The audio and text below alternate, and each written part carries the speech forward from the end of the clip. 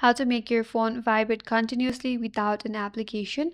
Hi everyone, welcome back to the channel, and in this video we will learn how we can make phone vibrate without an application continuously.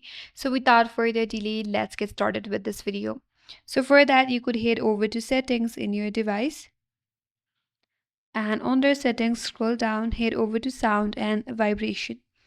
Once you're here, scroll down a bit and there is an option as vibration and haptics, so tap on it. So here, in order to make your device vibrate, you could turn on the toggle that says use vibration and haptics. Turn it on.